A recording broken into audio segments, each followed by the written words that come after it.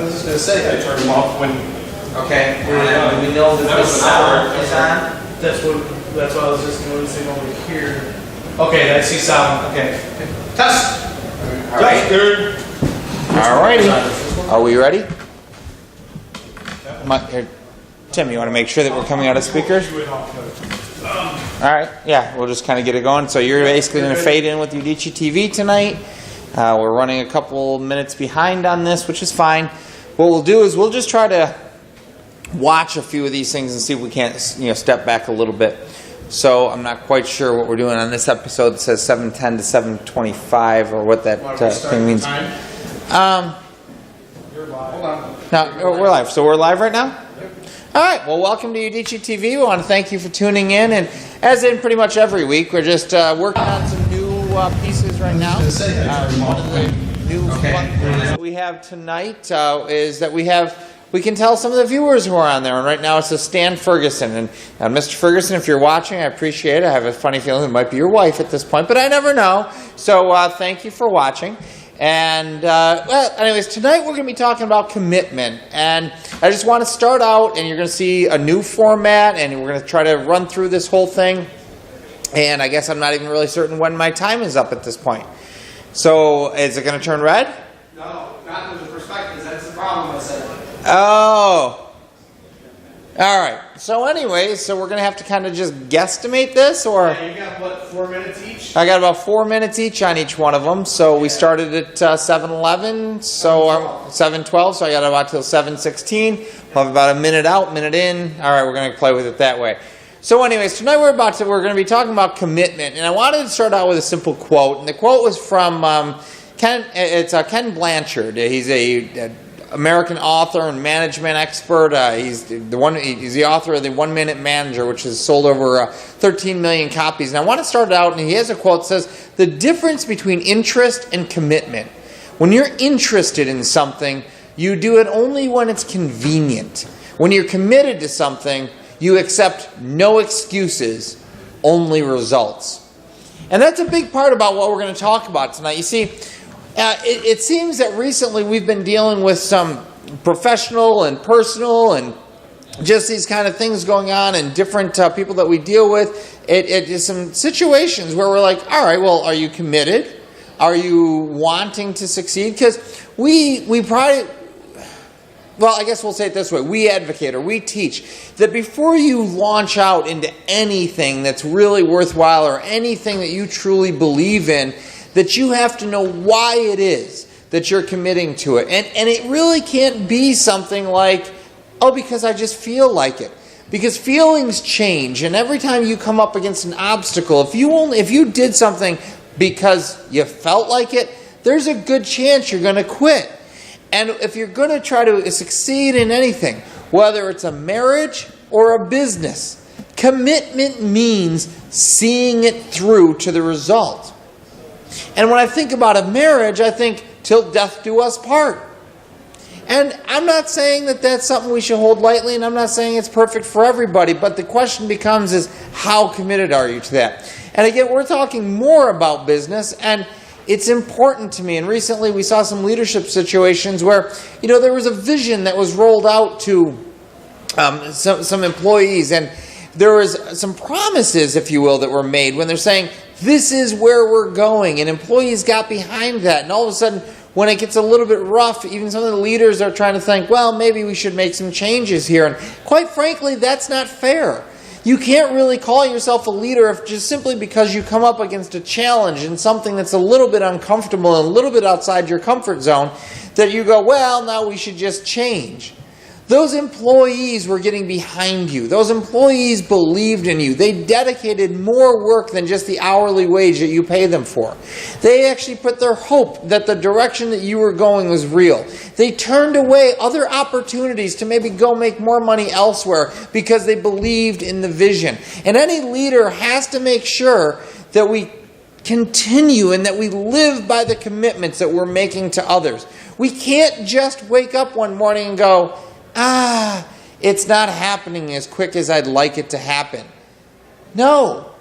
We actually have to know why it is we started to begin with. And every time we feel like quitting, We need to look at the people that we've made some promises to. We need to look at those people that we've told we are responsible for you, that we are responsible for your own goodness. And regardless of how it is that we feel and what we want individually, we need to step up. And we need to do the right thing and continue on and go forward. Because it's only through perseverance that you're ever going to realize who your real, true character. It's only through perseverance that you're going to learn more about yourself, where you can find that confidence and you can find that belief in yourself that says, continue. And it is only through perseverance that those who believed in you from the beginning, who invested in you from the beginning, are going to be able to say, let's go, we can do this together. So with that, we're going to go ahead and go to a quick sponsor break. And when we come back, Tim's going to be up on stage. So let's see how well this transition goes tonight. Recently, we've been dealing with some professional and personal and just these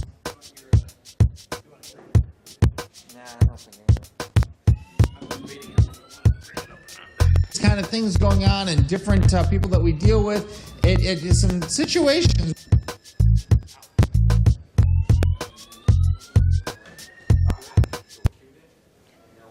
where we're like, all right, well, are you committed? Are you wanting to succeed? Because why are we hearing something? yeah, why are we hearing me? What's wrong? What? You guys have something up here. It started the stream on here, so we're probably... Oh, Started the stream on that. Just close that out. Oh, no, you can't close that out. Oh, yeah, you can close that. What's that? That's okay. A couple of technical difficulties in our transition. that's all right. We'll have to get the learn it. next one a little bit better. Yeah, that's cool. What happened? Exactly. We went to Udicci.TV, and the autoplay of tonight's show started. Oh. No big deal. I have no idea why we went to Udicci.TV. I probably logged out. So that's fine. It's not a big Okay. deal. It was during the sponsor break, if you will, and that's a transition. So anyways, all right. Ignore the technical difficulties. Are you ready, Mike? You good? We live? You with Back? us? I'm going to control Q. Okay. Because you think about now the great thing about the control Q, just start fresh. Right. All right, and we're back. So commitment, and so what do you think? I mean, commitment. I give me a little thoughts there, and I know we talked about this, but Yeah, it was interesting because when you first asked, first time we had to go in and put perspectives in, I was thinking, well, I'm being committed to something that I don't even know what I'm going to put yet. So, I wasn't quite sure what direction I wanted to go, because there's obviously a lot of different areas that it went down. So I started thinking about what is the message I wanted to get across. And what I came up with is like, okay, like everybody, we want to start with a nice little quote, right? So I went out. people. Yeah, We're we're quote quote people. There's no doubt about that. So today, that's true. There's no doubt about that. So Peter Drucker I found this quote, said, "Unless commitment is made, there are only promises and hopes, but no plans." So, because when I originally started thinking about it, that's interesting. yeah, when I originally like started that. thinking about it, it's like, okay, a commitment, you kind of have to know, well, what is the end result of the commitment? What is it? Where is it What that do you want to go? expect it to do? Yeah, what do you expect out of it? Right. So when I give you the perspective, okay, Yeah. all right, I so gotcha. I was trying to figure out, I was like, okay, how am I going to approach this? I looked at it from a business side. Obviously, that was kind of the first area that my mind went to, and then personal side was the other. And I started going back and forth, and I kept jumping back and forth because there's just such a crossover there. I started thinking, well, in the end, a commitment is a decision, and it should not be made lightly.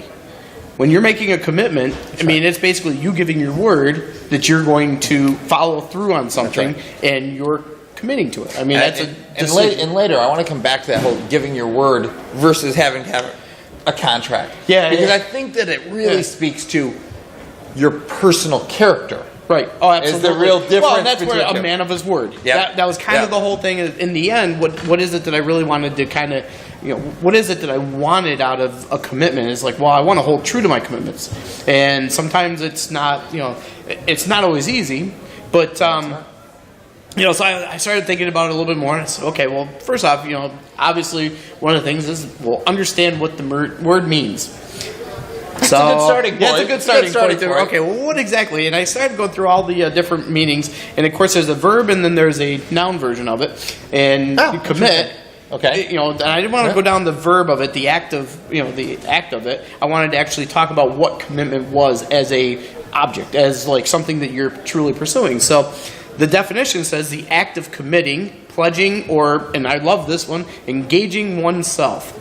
Oh, that's great. So I really kind of took a little bit of time to think about that, and I actually took time on this for the first time ever. I committed. I was going to prepare. I took 4 minutes and I prepared. I committed to preparation. So hey, and then the other one was the pledge or a promise.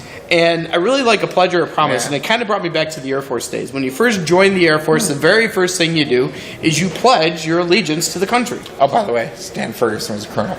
Oh, okay, well, very cool. I know a few colonels. I know, Right, I know. yeah. Just so you know who you're on. Yeah, that's cool. And then and then I started thinking, well, it's not always easy to make a commitment because commitments take dedication and they take a lot of perseverance. And I don't know very many. And I was thinking about this. I wasn't sure. I kept going back and forth on whether I wanted to say this, but I think I'm going to shoot it out there. Is a commitment. I don't think I've found very many commitments that didn't. There wasn't some sort of a challenge along the way. And when you're committing yourself, sometimes you're going to have to do things that are outside your comfort zone, and sometimes you're going to have to do them within your comfort zone. So how you view that, depending on which way you're coming from, maybe the challenge is coming from, from just something stupid, but maybe there's something a little bit more deep-rooted in the challenge. So how about even as simple as you're saying this, it's crossing my head, telling yourself no. Right. Oh, yeah. Right? I mean, sometimes it's actually, a commitment to say no. it's a commitment to tell yourself no. Right. To not act on what you want, to act on what you committed to. Yes. Okay. Yeah, I like that.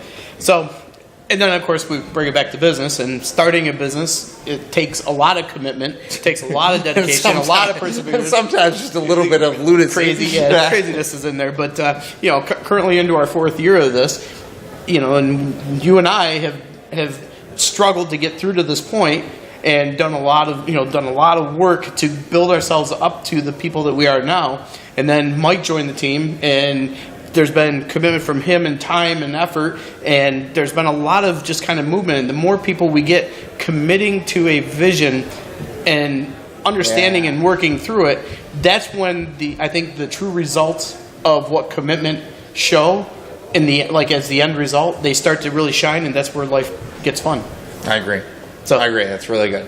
All right, we're going to go to a quick sponsor break. Are you ready for this, Mike? All right. We'll wait. There's a commitment.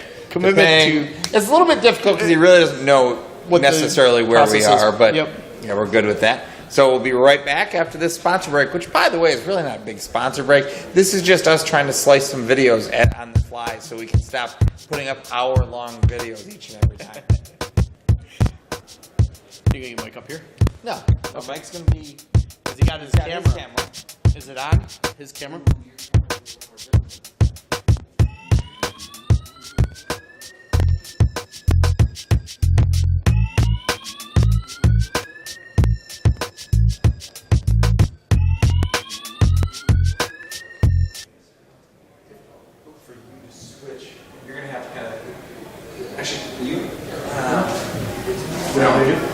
All right, well, I guess we're going to get back up here, and Mike's going to have a little bit of a... Grab a mic.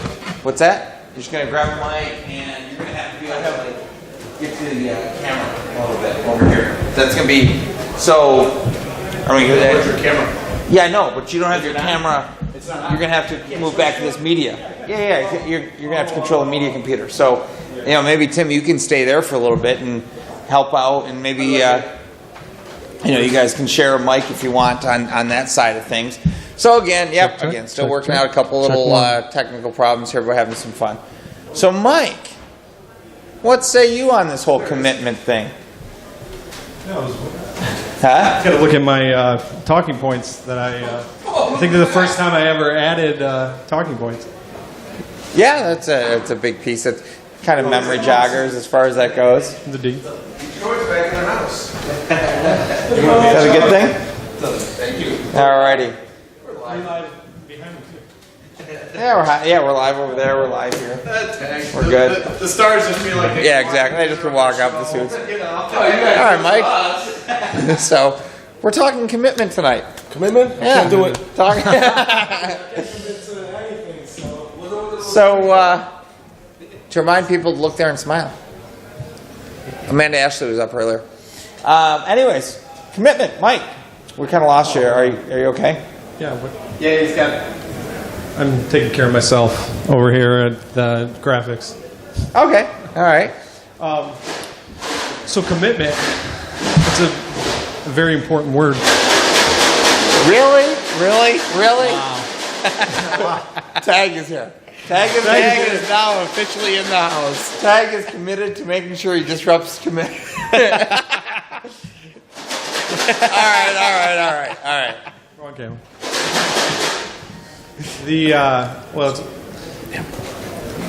I too went to the definition of commitment and what that meant. I really wanted to understand, because it was the quote about interest versus commitment. And it always just basically wanted to get an understanding to provide any perspective and what that meant. So I went, Chuck knows that he enjoys what a word root means, the etymology of it. Yeah. So I went to what that meant, what commitment meant. It comes from the prefix com, is together. Right. And so that automatically involves another person. Yeah. There's always someone else, in a commitment, there's always two parties. Or someone engaging in any activity. It's two things, always something. Did you follow that the second part of the second part is matir or something, Yeah. and it's to put together.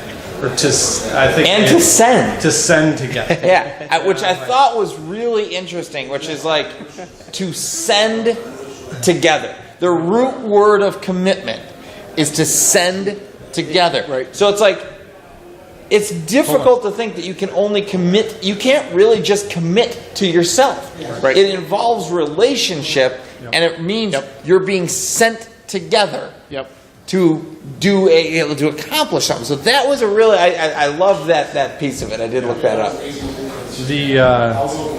And really that through that word, through the meaning of it, you have to hold that what you're doing for those people, that dedication.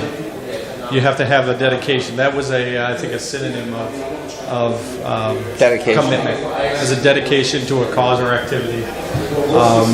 That you're committing to something, you're dedicated to it, you're giving all you can to something. And it really is to send. That right there, all you can. To give all you can. That is a tough one because honestly, what is all you can? Point to anything in life that what is all you can? What is all you can? What does that mean? What is all you can? What is that level that says that you've reached the epitome of saying it is all I can? And short of those who have given their entire life, right, for a cause, right. There's not a single one of us that can probably sit there and say, I've given all I can. Oh, absolutely. Because the vast majority of us just choose to well, tonight I want to have, I know I'm on a diet, but, tonight that barbecue smells pretty good. Yeah. Now, I'm doing all I can to not eat that barbecue, right? That's interesting. So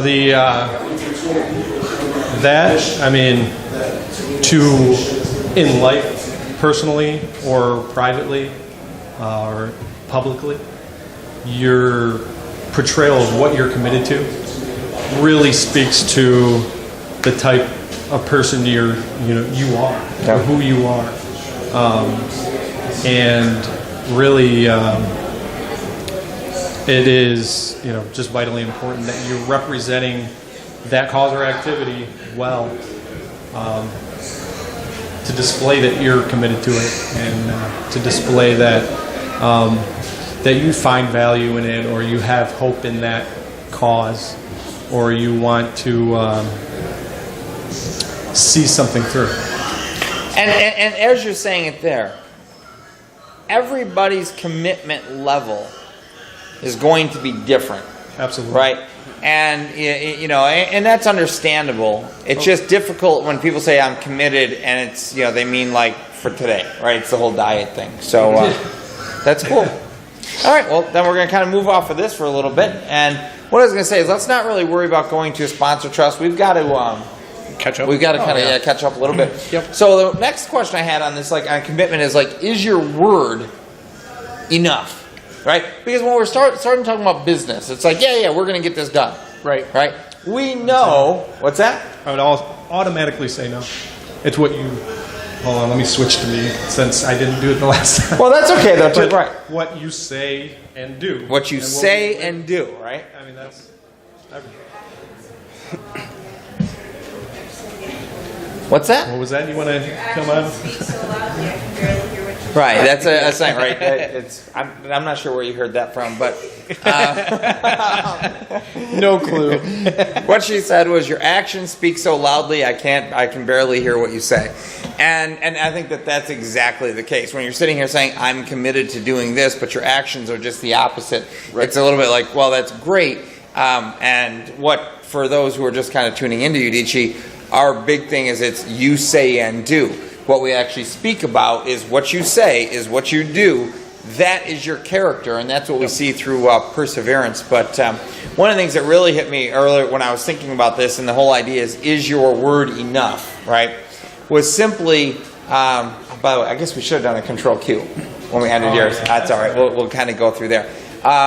Is your word enough? What's that? One's not gonna And I started thinking about what I put was marital vows and professional affairs. Right. I didn't literally mean professional affairs, but right.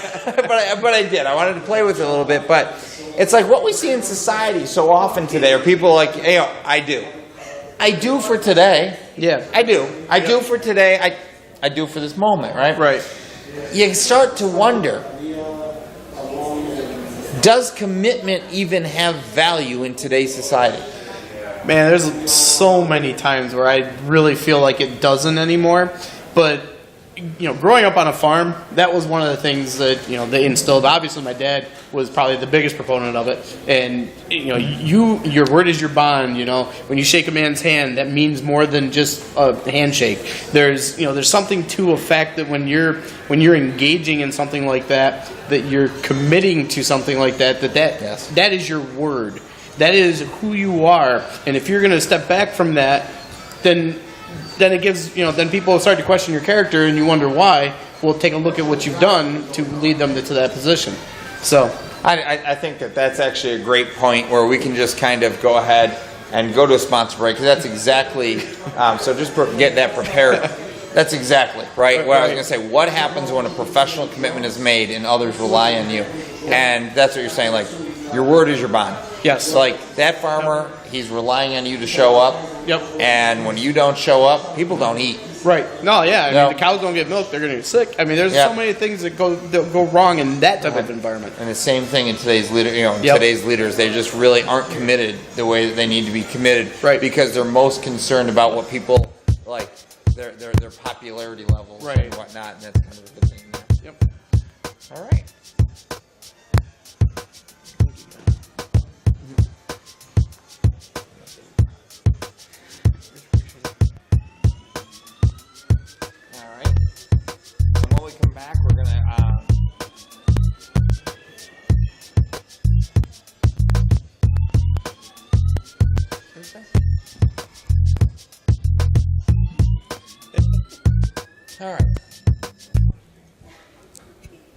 All right, and it sounds like maybe we're back.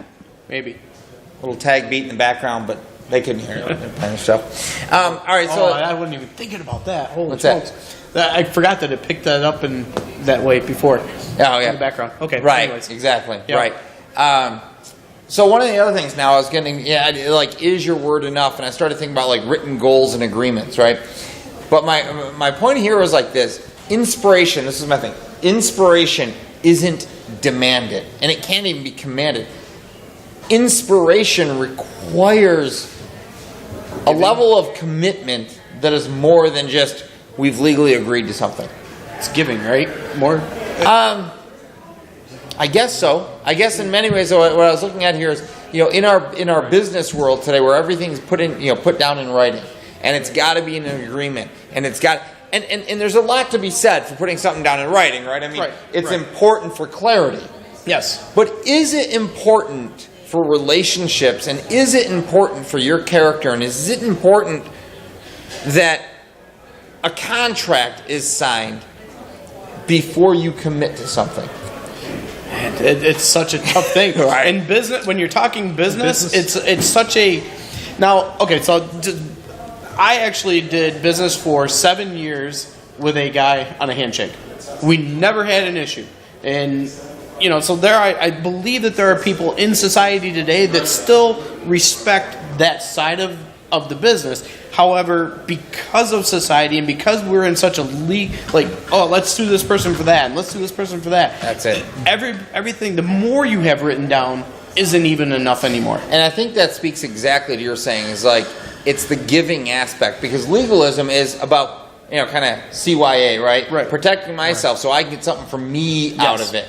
Whereas I think, I'm looking at the whole idea that we need to start inspiring people. Yes. People don't want to be commanded to follow. Right. That's the whole idea of there's that meme that's going around on Facebook, and it shows the difference between a leader and a boss, right? The boss is sitting behind with the whip, whipping everybody, and the leader is the one pulling the whole thing up front. Right. And leadership requires us to inspire people to want to follow. Right. And when we rely solely on this legalistic approach, well, you didn't say exactly that. Right. You didn't do exactly as I expected. Right. Did we go in this to succeed and accomplish a greater vision? Or did we go in this so that you could sit there and say, no, that color is not blue, it is chartreuse, and cerulean, sorry, right? Did I have to choose the exact correct word in order for us to actually have some sort of inspiration together? And I think that it's important for us to start looking at the spirit of commitment and why it is we're committing from that internal perspective kind of thing. So sure. We can go to another break here, and I think from that we're gonna kind of just talk a little bit on what happens when we kind of let one another down, and what happens, like you were saying, you had a handshake, but it doesn't mean everything goes perfect. And how do we, how do we deal with those failures? Yep. So it's definitely we need two people there. Yes. Yeah. The flow is a little bit tough, but how's the timing of the conversation? Feels comfortable. I mean, it feels like there definitely feels like there's a lot of sponsor breaks. When you think about a normal type of show, I know. And on that, possibly. Yeah. So, are we back? Although they are short breaks. Yeah. They're short breaks, and that it is one of the things that I was talking to Mike about is, if you think about a radio, right? A song is 3 to 4 minutes, right? And knowing that people only watch things online, and these are meant to be little 3 to 4 quick hits later on. It's kind of like if we do a minute, hey, go to the bathroom, go get some drinks. Anyway, so we're back, and we're talking about kind of what happens when people fail. Now you were talking about doing business on a handshake, and obviously that business, not everything went perfect. They never do. Never do. So what do we do when we fail to live up to our commitments? I think the biggest thing is how do you react to a situation like that? Where are you going to react and kind of run from the situation, or are you actually going to face it head on and try to make the situation right? That is the big thing. Are you going to try to make the situation right? And that was, I mean, one of the things I want to come back and make sure we talk about apologies and forgiveness, and for me, apology is not weakness, it is strength. Right. But because you just hit on this whole idea, are you going to try to make it right? That to me starts to speak to excuses. Yes. Right? It's when people are, well, I know I did wrong, but I'm going to continue down the path that is wrong. Right. I'm sorry. If it's wrong, if you recognize that you are not doing as you said you were going to do, right, stop. Right. Stop going in the direction that is wrong. Yeah, you're only pushing your character down the wrong path at that point. You're only pushing your character down the wrong path. So your perseverance into something else is failing, right? Yep. So that's an interesting piece to it when I was looking at that, and I'm like, so we all do it in life. Oh yeah. We all do it. We all get to that point where we're like, I know it's wrong, but. Right. It's what's right for me. At this moment. Yes. I know it's wrong, but. And I love that because it's really B-U-T-T at that point, right? I know it's wrong, but that's just asinine. I'm going to continue doing it anyways. Right. And I think that that's a big thing that we have to recognize is that we've got to stop allowing ourselves these, well, it's what I want, it's what I feel. Right. Because it hurts relationships. And once it hurts relationships, we really can't speak to actually anything else kind of going on. So, right. All right, well, let's kind of move on a little bit here. Just do a control Q, and we'll kind of start wrapping up tonight, and we'll let these guys get on in time. Yeah. But one of the things that we did this whole thing for tonight was simply, did you get the control? Yeah, is committed to hope. Udicci, our brand, is that we're committed to hope, and I really want to talk about for the next few minutes what that means. You know, what does it really mean? We just went through what commitment means, and it really is. What we're finding out is it is truly committing yourself. It is giving yourself over to something greater than yourself. Right. That is beyond your own capabilities. Yes. But you're willing to continue toward it because you've said, I will. I heard a recent quote that kind of fits into this where, and it's more spiritually related, but I'm not qualified for what God's given me to do. And to me, that kind of fits exactly into that. It's like, okay, well, if I'm not qualified to do what I'm supposed to be doing, then the only thing I can do is hope that God is giving me the ability to do what I'm supposed to be doing. I've heard it say God doesn't call the qualified; He qualifies he qualifies the unqualified, right? And He prepares the unprepared, right? And I believe that to be absolutely true. And I think the only way that actually occurs is through perseverance. Sure. So I want to just do a quick control Q, and I want to come back and talk a little bit about hope on that side, and what is hope. All right. So what's that? We're good. Yeah, we're good with that one. Because I'm trying to be. No, it's too loud. It's distracting. It is. It is. So it's not like this show as a whole. This format's not quite what we want. So it's not bad though. I don't think so. We're back. We're back. Oh, we're back. All right. So all right. So now let's just talk about hope. What is hope? What I have. Yeah, Mike. Yeah, that'll probably be a little bit. I looked it up, of course, because I went through some of the talking points and such, and said a strong and confident expectation is hope. Strong and confident. Strong and confident expectation is hope. Is one definition of hope. That's intriguing. Strong and confident expectation. What would you say hope is? More belief, less doubt. It seems to be like a recurring thing in my life this week. More belief and less doubt. Strong and what? Confident. Confident expectation, which is belief. More belief, less doubt. Hope to me is inspired belief. Inspired. Yeah, it's like inspired belief that something better is going to happen. Yes. Right. Not might happen. Is going to happen. Yep. And I love what we're saying here is that, hope is, it's an intangible that I want to figure out how can we bring more hope to other people.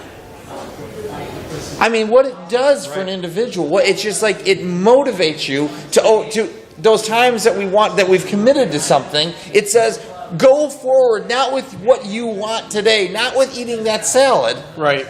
But go forward toward what you were going for because that hope says it will be so. Showing by results. I don't know that it's even Not shown always. by results. Well, but because from a hope- diet perspective, you can Oh, look yeah. at hope. Like, I can What's look that? at, Well, I was agreeing with him. yeah, I think that I can look at certain people that have lost weight and say, Okay. I have hope that I can get there too. Okay. That piece of it, yes. Where All you're right. thinking, I understand. Okay, yeah, though. okay, all right. You see hope in them. Like There you go. You see hope in the results that In they their achieved, results. in their Exactly. achievements. That's wonderful. So we can actually bring people, we can help people have hope Through our achievements. by showing them what's possible Yes. through perseverance. Yeah. And we're never going to be able to do that if we just walk away because today we want the barbecue. Right. You know, because tomorrow we're not going to want the barbecue because you know what? Now quit the weight's talking on about there. barbecue? Well, I can talk as well upstairs. So committed to hope. Then when we come back, I want to simply talk about what it means to be committed to hope and what that means. I mean, that's what our brand is all about. Right. By the way, for those of you who don't know, Credito Spes, and when you see that on Udicci's cards, Or that's our anywhere. best Latin translation for committed to hope. So with that, we're going to go just to another sponsor break, and I want to come back and really just kind of wrap up what it means to us when we say committed to hope.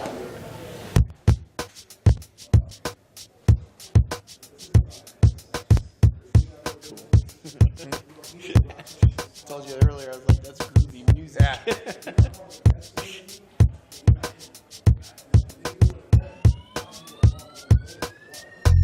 You know, one thing, it never feels like a great show until afterwards. Yeah, it really does. So we're back with that. It's funny. Tim was just sharing because, honestly, to be behind this thing, as much as we talk about these things, it's a little bit nerve-wracking. It's a little bit nerve-wracking, right? And I guess that's what we want. Eyes staring I guess at me that's as what like we kind of some sort of right, psycho- smile, and right? a little orange And a little guy. orange guy now. But I guess that's what we want Laughing people at to know. It's not always comfortable. No, it's not. No, Okay, it's no. far from comfortable. Hope is not necessarily comfortable, right? Commitment is not necessarily comfortable. Work. It's work, and sometimes it's strenuous, difficult, There are days you get up and you just don't want to do it anymore, but you have to fight through those days. and and I don't know how many times you quit. Oh, yeah. You just don't really do it. Yeah, you say You you're just- going to quit, but you're just like, yeah, I'm going to quit. I'm gonna quit. I'm just not gonna tell anybody, and I'm not gonna act on it. Yeah, exactly. I'm not gonna act by it.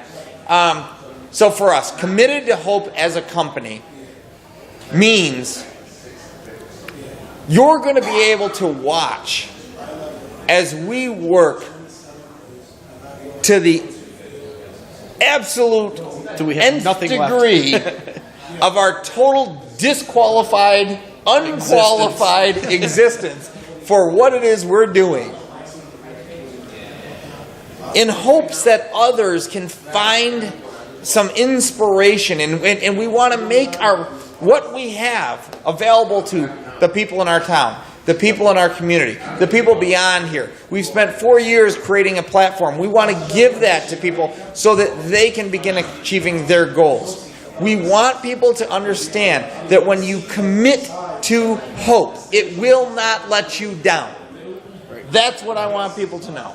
When you commit to hope, it will not let you down if you don't let yourself down. I think that when we say committed to hope as a brand, I look at it much more beyond just my scope and our internal scope. I look at it as where else can we bring hope to as far as the community goes. But not only that, but helping people to see hope inside of us in ways that they may not necessarily find in other areas of life. And yeah, I guess I would say that is when you see stress, that's okay. There's still just hope because we're fighting through that stress. Right. We are believing for something greater because it's that whole idea. It's when you think you're defeated, when you're brought to your knees, when you're ready to give up and you're ready to quit, if you've committed, you get back up one more time. You get up one more time and you keep moving forward. Pretty soon it becomes like like that good golf shot on the course that we get every once in a while. Every once in a while. Every once in a while. I haven't golfed near enough in a long time. Yes. Mike, you have any thoughts on committed to hope? Just to keep it simple is back to that root word, together if it's commitment, together we send or we give hope with others. It's going to take community, though. It's the calm. That's the together. That's the community. So That's very cool. Closing thoughts? I'm good. All right. Let's go ahead and close this out, and we'll get this one going. And as soon as we're ready, we'll Get those guys up. Yeah, you got that. You good? We out. We don't have to be out yet. What we'll actually do is, yeah, we'll do some just closing thoughts, and then we'll introduce 360. Okay.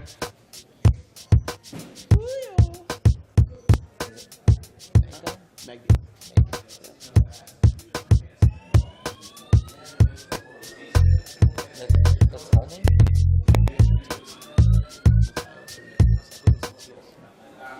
Mattias. M-A-T-I-A-S. Good. And we're back. All right, we'll kind of go with some of our closing thoughts here, and we'll let Mike kind of lead the way on any closing thoughts for the night. And then we're going to get on to the real reason everybody tunes in, which is Real Talk 360. They're going to have a great show here shortly. But final thoughts, Mike? no, Okay. No. Final thoughts? I can't find my camera, but No, I think that commitment. It really kind of stirred up a lot of feelings with thinking about commitment, what we've done to get to this point where we're at, and not only from just Udicci, but also from my entire life. So commitment definitely is challenging, but is far more beneficial than you can even put into words. So with that, I guess I'm just happy to have one more week under the belt here, and every week we're learning a little bit. So we're really thankful for those of you who are tuning in and kind of putting up with all of our little idiosyncrasies that we're doing as we're learning to make this flow a little bit better. I know some people think that, hey, it should be better by now, but every week we're taking steps forward. This week we're actually very thankful to actually have something as simple as the fact that our users can log in and we can see who's on here, so that's a lot of fun. Yep. I stand. We do in appreciate Cynthia. that. What's that? I stand in Cynthia. Hi, yeah. What's that? Are you in? Did you log in? Why not? Come on. You should have logged in. We would have seen you. We see our viewers now. Well, now you'll be on there. So anyways, so we're going on to Real Talk 360 right now, and I guess before, just because we'll get the chances, Miguel Matisse, he's in the room tonight, and we're going to hear, I'm going to tell you, you want to learn about commitment, you don't become a champion without commitment, and we're going to hear a little bit more about that in a bit on the Real Talk 360. It's called Perseverance tonight, and honestly, what we really would love, and we need a lot of help. One of the things that we need to do is get a lot better at asking for help. So we need a lot of help, and we just need people to start sharing this, asking people to start learning about the story, ask people to, in the community, start just telling people about what's going on with Real Talk 360 and Udicci.TV and Afternoon Cocktail. But more than that, we need people talking about the Take One program. The Take One program is really simple. We work with Lexington Federal Credit Union here in Rochester. It's the first of the model. They're nonprofit credit unions. Their goal is to help people better handle their finances. Nonprofit. Just lean on that. Nonprofit. These are like nonprofit banks. They're not there for profit. They're there to help people get on better solid footing. And here's the deal. For every loan that gets brought into Lexington, through what it is that we're doing, they give 1% back to the charities that we're supporting. And this year, that is Rahema Home, and we're trying to help buy a brick making machine to support the orphanage down in Kenya. That brick making machine is going to be used made available to the children who are aging out, becoming 18, 19 years old. In a society that has 40% unemployment, they're going to be offering them jobs. They're going to be teaching them how to use a business. So just recap, we're sitting here saying, lower your debt by going to Lexington. Tell me you want to take one for Rahema. In doing so, we're helping put people to work over in Kenya. It's a great story. It's about community development, and that's what we're all about. We just need help getting that word out there. And we thank you for tuning in tonight. God bless you.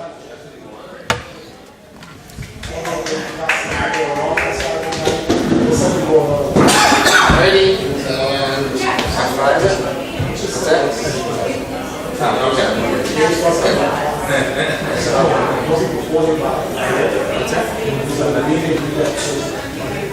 different on everyone.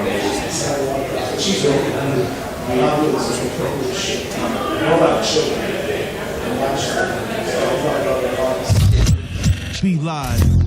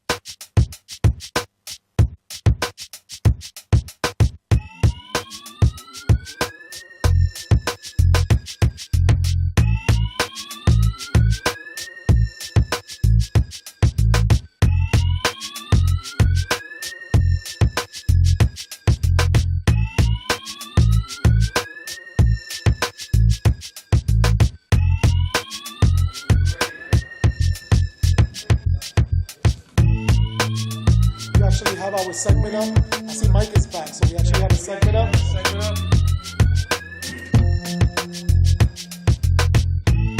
I'm gonna try to get through everything today. I think they try.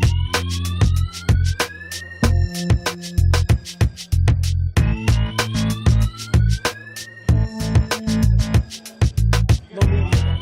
Okay. No, I didn't send you any media. No. Oh, we're on? You're on. We're on. Welcome back. Real Talk 360 with your boy, Julio. My Tag. right-hand man on my left side, Tag. And we're going to bring you another installment of Real Talk 360 because this is what we do on Thursdays, right? You've grown accustomed to it. You've gotten used to it. You see how we got the little viewer thing now? So Stan that's pretty Ferguson. Stan Ferguson is watching. Shouts out to Stan Ferguson for watching, tuning into Real Talk 360. Whoever you are. Any of you, it doesn't matter who he is. As long as he's watching, you my boy. So whoever is watching, we'll shout you out as the show goes on. Hopefully we'll have a lot more people, but we do what we do. It doesn't matter how many people we have. We're still going to give you a show, and we're going to do the best we possibly can because that's what we do. That's what we do. So last week we had, it was just Veronica, right?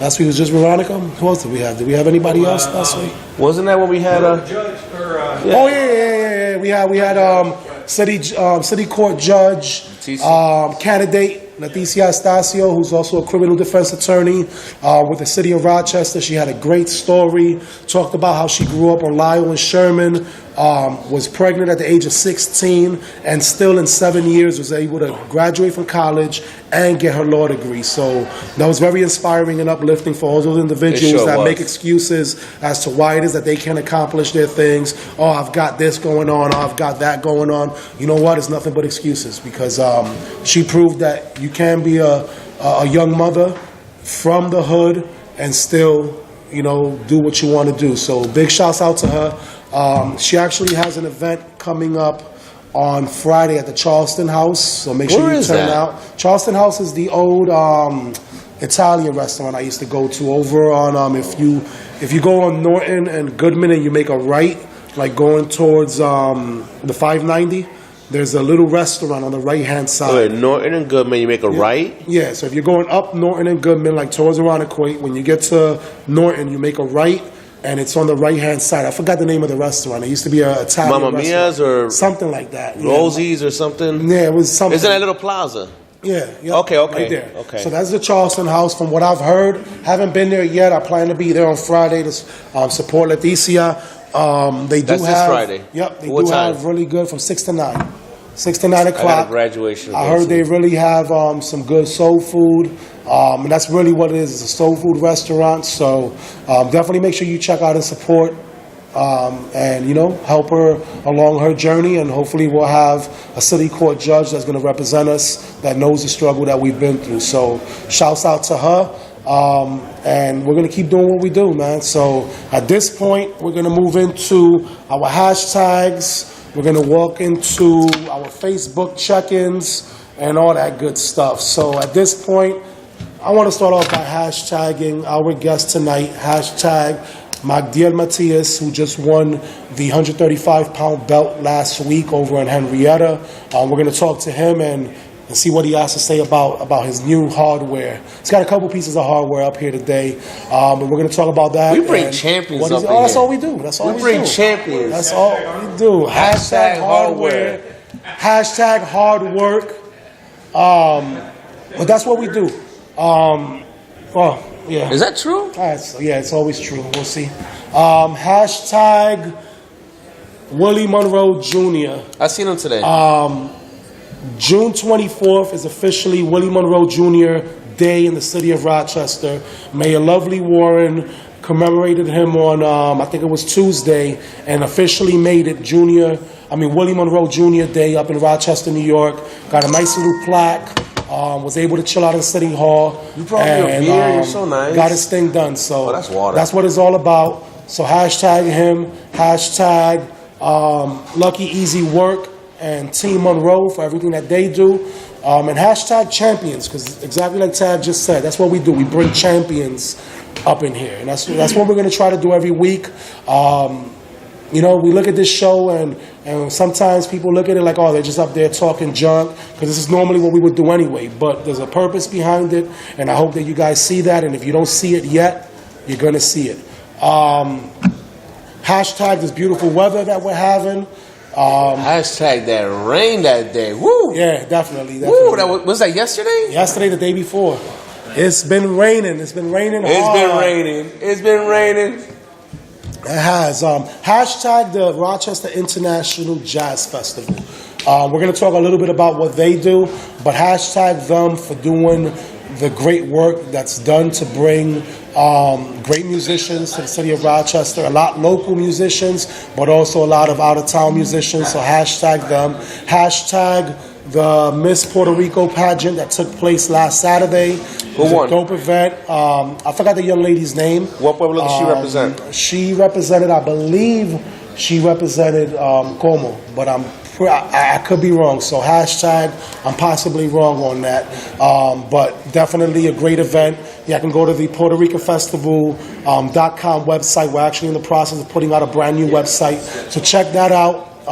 Hashtag DJ Grand Imperial. My boy Daryl. I missed it. Doing his thing. Hashtag Kid Capri. You wouldn't find me at the club for too many events, but that was an event that I could not miss. And Kid Capri did not disappoint for all those that missed it, including Tag. You missed out on a great night of hip-hop. I mean, he went everywhere. He took it everywhere. It was very refreshing to see somebody that's been in the game since 1985. I'm just happy to see just classic hip-hop. Not this crap that's going on right now on the radio. And on that note, hashtag the concert that's coming to Salem Stadium. Hashtag I will be there. For those that don't know, Salem Stadium is on J and Broad Street. It's the big soccer stadium. You can't miss it. There's going to be a big event. We're looking at Houdini, Rakim, EPMD, Slick Kane. Rick, Big Daddy Kane. We're looking at MC Light. MC Light. Dude, it's like 8 or 10 artists. It's like the Fresh Fest all over again. Yep. And that's what got me. Dougie Fresh is going to be there. Fresh. So make sure y'all come out to that if you love. And buy your tickets now, because from what I hear, tickets are going up. They're going to go up. Hashtag DJ Site for putting it out there. Before it got announced. Yeah, for making us aware of that. And that's what I love about it. That's what I love about this city, is that there are things to do, whether it's the Jazz Fest, whether it's supporting one of your local celebrities, whether it's old school hip hop. That's going to be classic. Oh, yeah. That's going to be classic. I'm looking forward and what to I'm going to love about it, ain't going to be no little youngest, because they ain't even going to know what kind of music that is. Oh, yeah, no, that's going to be... It's going to be people our age. You're going to find a lot of old school heads up in there, which is going to be great. It reminds me a little bit about the show that came out to the CMAC over in Canandaigua Lake. I missed that one, too. That show was not EPMD, De La Soul. It was Public Enemy, LL, and Public Enemy, LL, De La Soul, and Ice Cube. Great show, and the greatest thing about it is that you look around and you see white, you see black, you see Latino, old, you see young. There's no racial profile, there's no age demographic, there's nothing that you could put on that crowd, because whoever you thought is who was there, and no fights and no BS. No BS, exactly. That was pretty good. So hashtag to all those events coming up. Hashtag real hip hop lives. Absolutely, and hashtag to the cats that's keeping hip hop alive. And that's pretty much it as far as the hashtags. You got anything to add to that? No, I'm that's good. Pretty much it. All right, so we're gonna do our little beer hasn't hit me Facebook call outs. Right now on our Facebook check-in, let's see what we have. Let me see here. We got some Real Talk 360. Tim just shared talking about he's gonna run for district leader. Frankie Cummins, nice. Why not? Why not? Hashtag to Veronica, Ronnie Dasher, SmoochingFrogs.com. Hashtag to my mind. Finding out doing a selfie. Now she's showing pictures of food. She's taking a page out of my book. I'm about to say you do that too. Hashtag or Facebook shout out to Pitito putting up Throwback Thursdays Disney Vacation from 2006. which is always refreshing to see, because that's one thing, whether it's from my own Facebook page, from Tag's Facebook page, you might see a lot of us chilling, out, hanging out, doing our things, but nothing takes the place of, showing the memories that we have with our kids, because that's number one, that's most important. So hashtag to everybody that actually does things for their kids. You already been through this. Your daughter graduated about 2 or 3 years ago. Absolutely. And now mine's graduating high school, and then my other one just moved up from 8th, graduated going out to school without walls, so I'm very proud of her. Because I didn't want her going to no regular school, and I'm happy. That School Without Walls is a really, really good school, so I'm glad she's going there, and that's going to make her ready for tomorrow. And then my twins, hopefully they keep their heads together. Maybe they can get through 8th grade next year and hopefully move on from there, because those kids are nutty. Absolutely. I don't know what happened to those twins, man. Something happened right there. Yeah. I think they were fighting too much for the food or something. I don't know what happened, man. And hashtag real quick, we'll go back and forth because we can do that. Hashtag all the 2014 graduates. Whether you graduated from high school, junior high school, college, kindergarten. If you moved up, that's a great thing. If you got your GED, something. Yeah, that's good. Because it shows that you still care. But hashtag. Wait, whoa. I got my GED. That's a good thing. That's great. I'm not saying there's anything wrong with that. Yeah, that shows that you still care. Well, what's wrong with that? Because I didn't walk a stage? Well, to me, it's a little bit different. Because Ben Rosenberger, really, he's viewing right now? You guys are freaking full of jokes. What the hell's wrong with you? Hey, shouts out to Ben Roethlisberger on the check-in, on the Facebook check-in. Right, he's watching right now. How did you do that? I can't believe I caught it too. Thinking about it, Stan Ferguson, is that an actual person or that's something? Okay, that's actually somebody. All right. Stan, it's just you and Ben. Facebook check-in, Tone Capone, Nick Rivera, Jason, DJ Logic, are 3-0 in softball. Why couldn't we do that when we were playing for Ray Rays? We went 0-8. So can you hook a brother up and put me on the next softball team if you continue in your winning ways? I'm tired of losing that softball. Yeah, that sucks, man. It sucks. Hashtag or shouts out to Mercedes Vasquez Simmons, who's been dragging herself all day. Her late nights are so over, but would do anything for her son. He's performing at the Jazz Festival. He's been performing all week. So definitely shouts out to Taylor Simmons.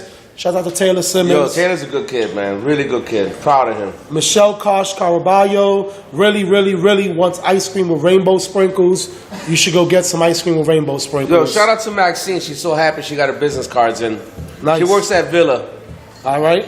So, and that's pretty much it. I mean, everybody else is just doing mundane things on Facebook, but shouts out to all of you that are out there. Tell me that wasn't classic, though. Oh, yeah, that was classic. Yeah, that was classic. That was fun. But that's what it is. So definitely it's all about I am not resisting arrest, Joel. I'm not resisting arrest. I am not resisting arrest. That was definitely a great story that we will keep in our memory banks. Yeah, no doubt. That's what we do when we go on vacation. We create memories. That's all it's about. Real quick, some of the opinions from the team, some of the things that I want to talk about real quick.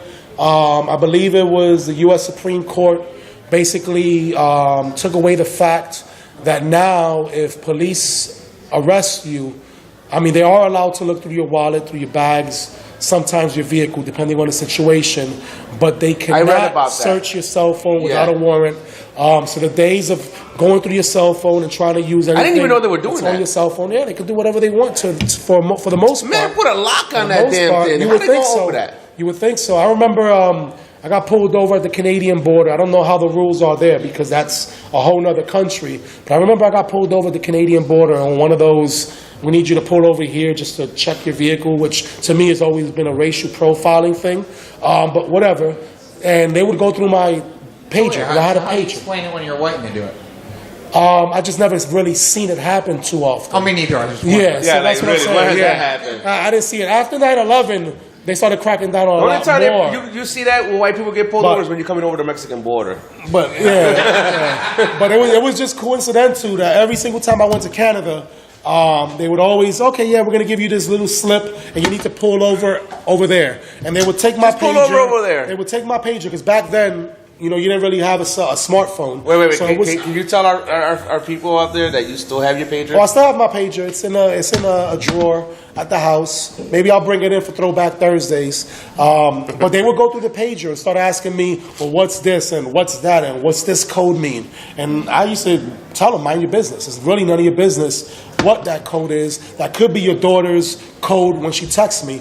It doesn't really matter, does it? Can we change Ben Roethlisberger? Well, yeah, no, leave Ben Roethlisberger there. But the whole point is that as of yesterday, they can no longer search your cell phone without a warrant. Doesn't mean that you should be stupid and take pictures of incriminating things. Hashtag for the U.S. Supreme Court actually doing something for the people.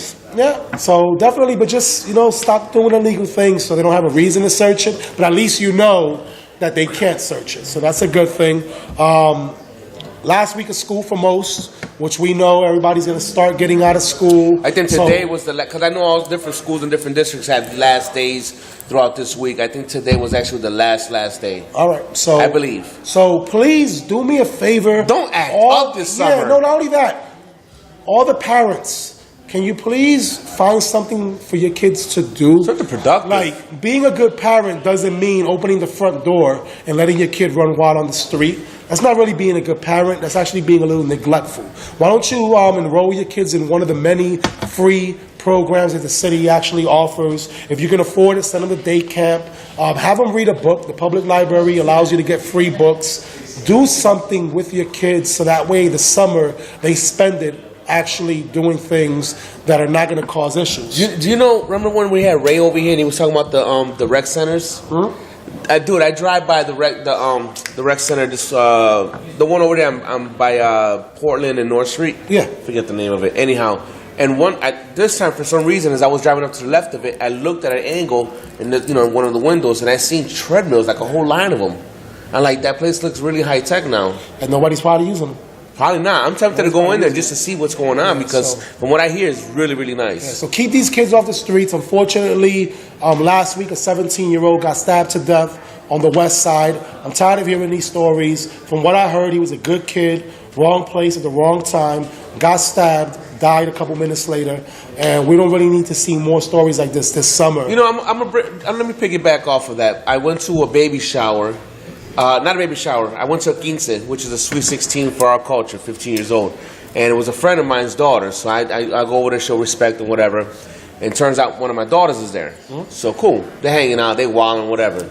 So then I said, it's getting late, little something happened at the end. I said, you going home, right? She goes, yeah, I'm going home right now. I'm like, where's your ride at? Because she was with her friend. Her friend's mother was picking her up. Yep. I go, I'm not leaving till you leave. Yeah. You could ignore the fact that I'm here, but I'm here. I'm your father. Don't play with me. No doubt. So it got a little wild. Everybody was going this way, that way. I lost her for a quick second. I called her. She was already gone. Cool. A few adults were talking about going to the parents' house afterwards to hang out. Cool. I said, I'll go as long as there's no kids. Yeah. It's around the corner from my house. I get there, there's like 50 kids outside ready to have a party. Parents aren't even home yet. So I said, nah, the hell with this. I ain't chilling here. I seen Chill Will there.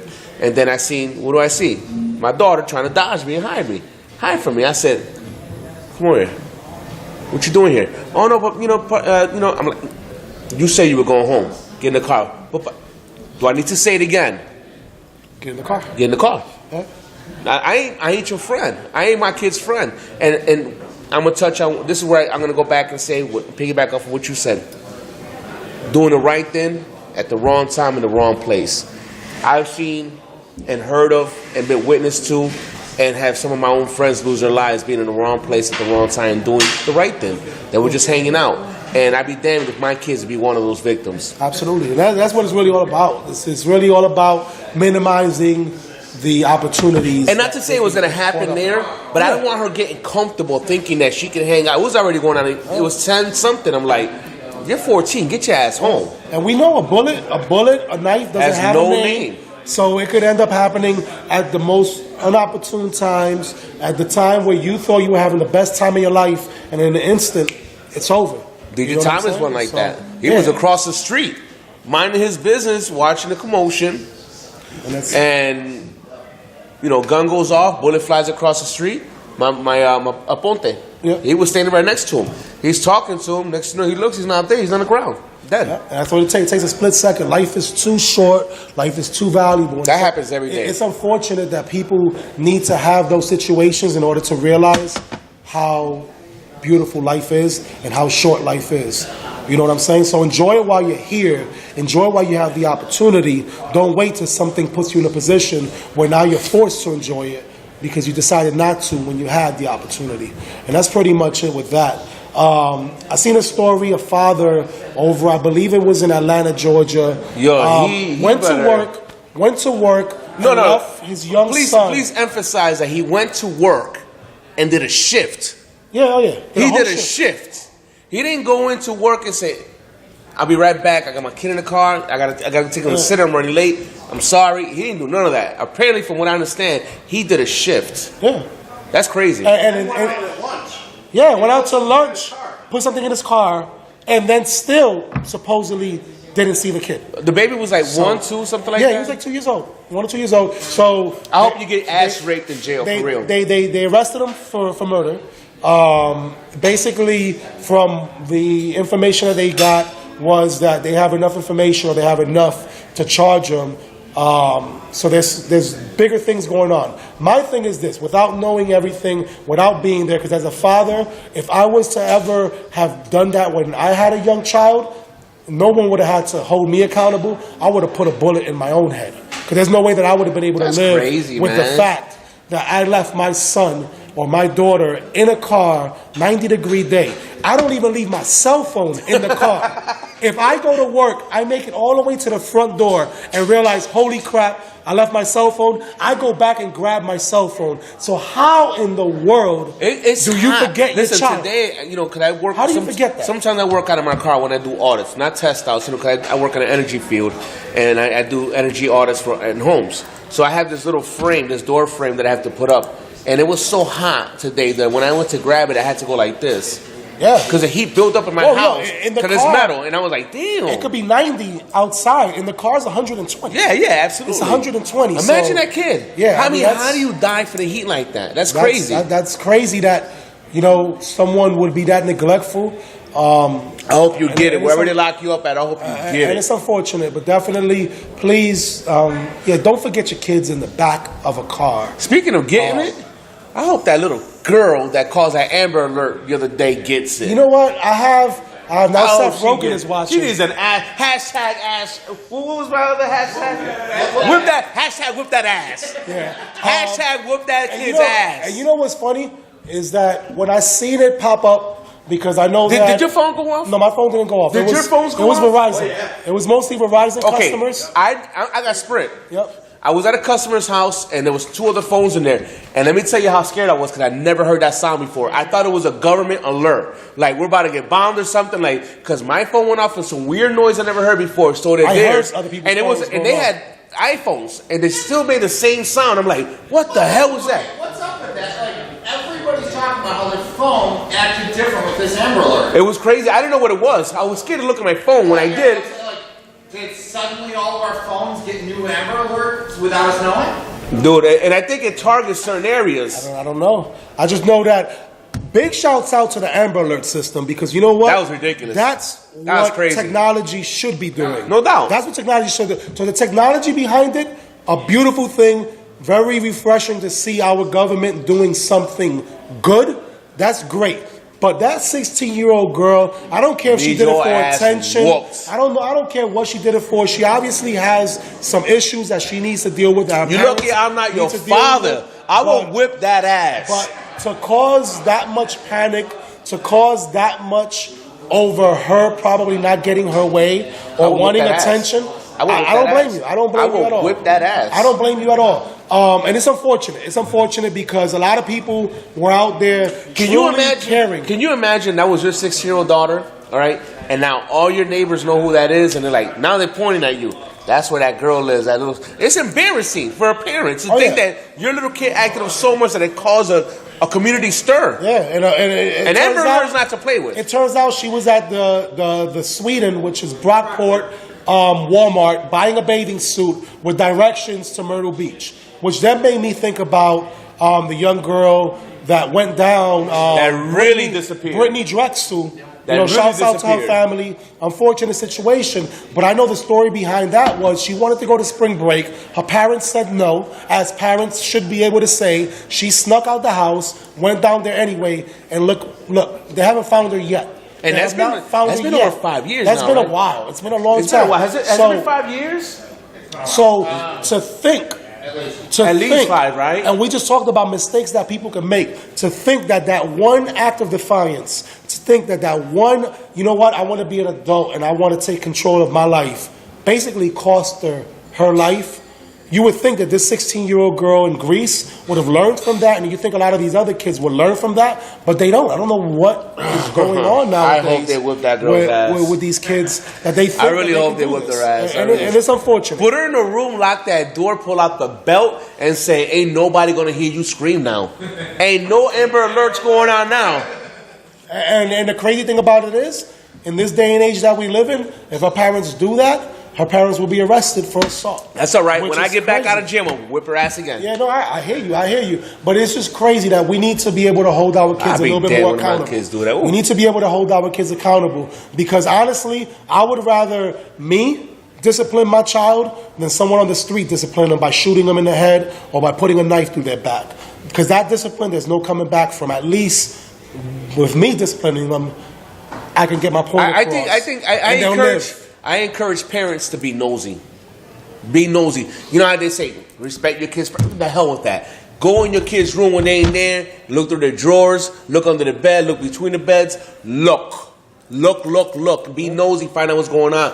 If that would have been the case in Columbine, that probably would have never happened. A lot of these Because a lot of situations- things were going on right under the parents' noses. A lot of these situations. And nowadays, even if you want to give your kid the freedom and not really impose on their privacy, you know what? There's apps. If you are in control of that cell phone, you can go in there, you can find out where they are. No, Seth Rogen is on. But I don't like this Kim Jong-il dude. So Kim Jong-un, right? Kim Jong-un. That's the son. I don't really appreciate the fact that he's You guys are watching. bored over there. Hey, we're testing new technology. So definitely, do what you have to make sure that you know what's going on with your kids. Be nosy. Because if not, Invade their damn privacy. if not, there's going to be problems, and that's the way it is. So take it from parents that know and that have been there. Please do what you have to do, even if they don't like you for it. Believe Your kids me, want privacy? 10 years from now, they're going to love you. Wait, tell them to graduate, get a job, and get their own damn apartment. They can get privacy right there. Yeah, they got all the But when they're privacy under they want. your roof, it's your rules. Exactly. So, and that's what it is. You already mentioned that. We're switching into sports, but once again, just want to bring it back. Willie Monroe Jr., been a guest here a couple of times. Will be a guest. Actually, just reached out to me yesterday. Looking forward to the next opportunity. Actually, Chuck, we got to find out a way that we can get into the gym and maybe shoot a segment from over there, or if not, I'll record something. Because he's actually training right now for an upcoming fight. So we want to try to make sure that we get up in there somehow. So that'll be cool. Ranked top 5 in the world in boxing. Got some due recognition. Was on Channel 10 yesterday. Proud of that, man. Been putting his work in. And that's basically what it comes down to. There's nobody that's going to give you anything in this world. You got to go out there and take it. And that's basically it. We're just talking to my boy Q, talking to Mag off camera, and that's the way it is. Don't nobody want to give you a credit card till you already have 5. Don't nobody want to give you a handout till you no longer need the handout. You got to go out there and take it and make them a believer. And after that, it seems like now people will catch on, and that's what it is. Don't knock on doors, kick them down. Yeah, kick them down, or better yet, create your own door. That way you don't have to worry about somebody else opening it for you. You create your own door, and you open it for yourself. Because that's the way life is, and in this day and age, if you can't do it for yourself, no one's going to do it for you. Let's get to the next topic. This is a very interesting topic. Basketball has been a stir. It's been crazy. It's been crazy. As soon as LeBron opted out, 3.2 million Miami fans opted out. So it's crazy because everybody is opting out right now. It's true. Everybody's opting out. Let me tell you something. I like LeBron. I don't like today's age in basketball because back then when you got a team, you with that team. Oh yeah, you're with that team. Yeah, oh yeah, through good or bad. Yeah, through good or bad. Good or bad. You built a team. I like how the Spurs have been hitting him like below the belt, talking about they did a billboard. They said what was it? It was something versus ball. Built, not bought. All right. That was a billboard Yeah, in which San is San Antonio. Antonio. Built, not bought. Yeah, well, San Antonio built That's their crazy. team. They And that's built their what it team. is. Now, the only thing that I will give LeBron a little bit of credit for is that maybe this is a way for him to build a better team in Miami, and maybe he's letting the ownership and he's letting the leadership in Miami know, hey, I could go somewhere, give me a reason not to go. Because at this point, I But don't what think I it's about money. understand, though, It's not about money. But what I understand is up to Wade.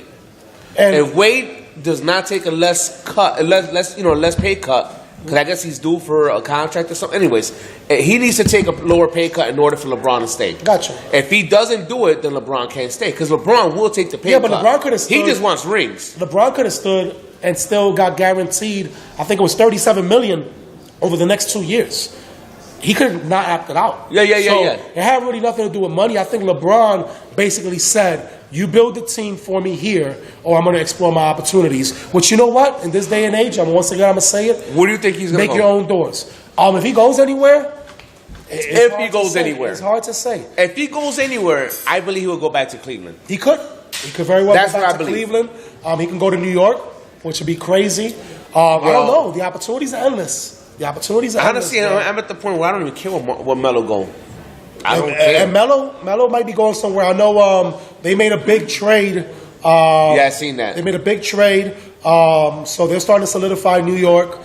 Phil Jackson's not wasting any time. So we're gonna see. We're gonna see what's gonna happen. I say within about 5 years, I see the Knicks in the championship game, And in the I'll finals. I'll say this: no matter what happens in Miami, mission accomplished. from Absolutely. LeBron. 4 years straight. 4 years straight in the championships. Two championships. 2 championships. And you can't knock that. That's You can't. I don't care what you got to that's say. success. You can't. Yeah, If I'm absolutely. a business owner. You did exactly what I needed you to do. For Yeah, my I business. paid you and you I brought- paid you to work Yeah. and to do your job, And you did it. your job. So that's basically what it comes down to. Can't knock the hustle. That's what it is. I know Derek Fisher, new coach of the Knicks, and that's part of the whole Knicks restructuring. So I had iffy thoughts about this until we were in New York City. I'm gonna get some more water. Where do you put the water? Where'd you put the beer? You get the water. I want the beer. Is there beer? Is there beer? Yeah, beer. It's our beer. I don't care. It's beer. Who's picky? I'm not picky. I'm Ricky. Ricky. What is this? Blue Moon? No, it's Sam. Sam's? So I'm gonna bring some water on this side. Been under the weather just a little bit, so I need to keep my hydration up. So that's what I'm doing. So am I. Derek Fisher, new coach of the Knicks. The Knicks definitely seem poised to make some big moves. I hope so. New York deserves it. Like I said, I was iffy about that. I didn't know the behind the scenes thing. And what's his face put me on in New York in the hotel room about how of a leader he's always been in the locker room. Oh, yeah. And how he's always been coaching. He's Oh, been yeah. coaching for years. Absolutely. His own teammates. Yeah, absolutely. And he's already respected among his peers. So Yeah. that's good to hear. And I hope he brings nothing but championships to New York. Let's see the Knicks Because do something. New York has not had, considering New York has, what the hell, the Rucker. Yeah. I mean, the most famous basketball court, blacktop court in the world. And New York's known for basketball and haven't had a ring there since the 70s. The 70s, 80s? No, 70s. 70s. It's been a long time. So it's been way too long. So yeah, so it's about time. Ewing was almost there a couple times. about But you time can't. somebody I'm does sorry, man. When it's against Jordan, it's not going to happen. So, Yankees real quick.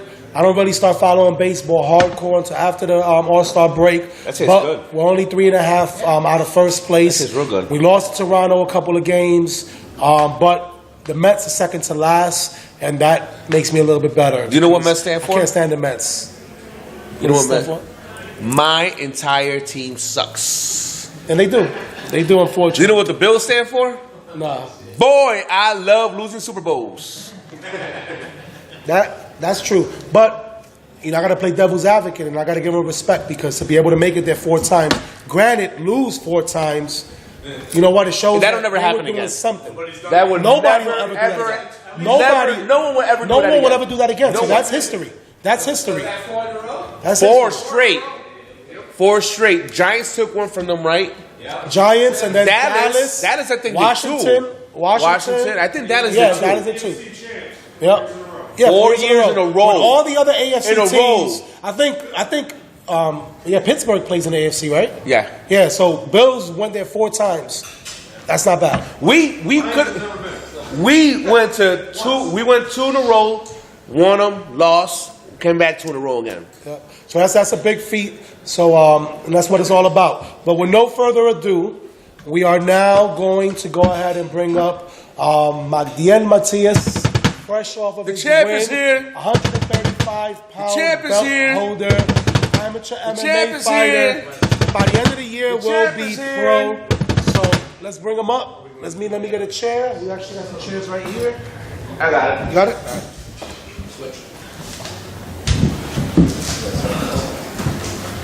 And he brought. Dun, dun, dun, dun, dun, dun, dun, dun, dun, dun. Look at the hardware. Brock Leslie. Let me hold that for you. You need some help with all this weight? Damn. One on the corner. You guys can see this right here. We're not quite there yet. We're in. Does this thing fold out so it can stand up? Nah, not really. Just gonna have to sit up or lean. Well, I'm not gonna make this thing drop. I just need to stay up over here. Damn it, stay. Keep it up right there. So that's what it is right there. Like we said earlier, We bring champions on this show. Champions on the Champions on this show. And That's probably what we need to do right there. yep, there we go. Oh my God! I could. You know what? I'm gonna wear this and pretend I'm in the WWE. WWE. This is not WWE. But I'm not an MMA fighter. This is not fake. What's up with the gun This balls? is real. Hold it up. Oh, that's Oh, cheating. That's cheating. you know what he's doing. So first of all, congrats. Thank you. That's what it is. Last time you was on the Maybe you show. can face me with mine next time. This is. Oh my gosh! He said it's heavy. There we go. Yeah, you gotta take the photo op. We gotta take the photo op real quick. So for you that are watching, hold on for one moment. The champ is here. But I gotta get the smug look. we had him on the show. I want to say about a month This ago, really got some weight on and it. we talked about your upcoming fight. We talked about some of your upcoming your goals, and it's obvious that you accomplished one of those. So tell me, how was that fight, man? It was a good fight. I didn't win the way I wanted to. I trained hard. I felt like I was just gonna run right through the guy. But he gave me a good fight. It was a tough opponent. It went all 3 rounds. But I'm my worst critic. I want to train like the best. I want to be the best. And I expect the best. So Absolutely, and that's the thing about it is that, quite honestly, no matter how good you do it, even if you knock a dude out in the first punch, then you're gonna probably think, what could I do it could have been differently? quicker. That the lockout took too long. Like he should have felt. It was 10 seconds. It should have been 6. Yeah, so but you know what though? That to me is a definition of success, and that's what makes a champion. Right. It's someone that no matter how good they do, and everybody else around you is going to point out the good or sometimes the bad, you handle that yourself, because at the end of the day, there's no one in that cage but you. Me. Right. It's funny because after the fight, even after I won, they raised my hand, everything like that. I was just thinking like what I could improve on, like what I did wrong. I should have did this. I should have did this. Even my trainer, great job. But next time when we go in there and you got the same opponent that does this, come with an uppercut, come with an over right hand. I just already game planning for the next fight. That's important, man. What you said right there is important, because a lot of people, especially when they win, they feel like no one could tell me nothing. Right. You know what I'm saying? Right. And when you humble yourself and you say, well, you know what? I know I did well in this, and that, but tell me what I could do better to make myself better. I think that's important, and that's key. No, definitely. I mean, like I went home, my girl recorded the fight. I went watched it on the tablet. What was her nickname again? Toe tag. No, what was it? What was the other one? There was the one you used last time, something Honey Bunch or something. I think it was Honey Bunch. Was it Honey Bunch? Honey Bunches. Honey Bunch. She walks away. She said, "I don't want to hear nothing." So I know you were looking for a nickname. Do you have a nickname yet? I have a nickname. It's Toe Tag. So it's Mag Toe Tag Matias. Toe tag. So you are putting them to sleep. Yeah. Get the stretcher, Yeah. bag them and tag them. Just They're out of here. tight note. and put 'em on the DOA, way. dead on arrival. That's what I'm talking about. But Wow. you know what? That's the mentality, because I'm sure the person you're going up against is thinking the same thing. Yeah. So now you got 2 cats in one cage thinking the same thing. Only one could be victorious, and that was you this weekend. Have you ever thought about the Ultimate Fighter, the show?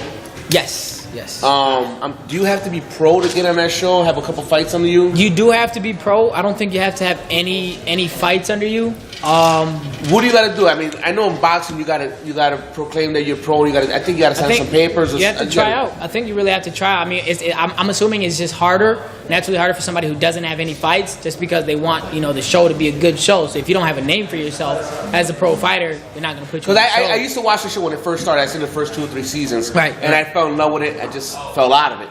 And I've been watching MMA, like I told you last time, since the first one. Yeah. Since UFC 1, yeah. I've been watching it to the point where it turned my stomach. Because I'm telling you, I've never seen anything gruesome like that, where guys are breaking hands. And I mean, the one guy that just took 17 shots to the nuts until he tapped out, that was my hero. That was my hero. He lost, but he was my hero. Because I'm like, how do you do that? But watching that show, I noticed a lot of guys were like 1 record, 1-0, 1-2, 2-1, small records, but they were pros. Right.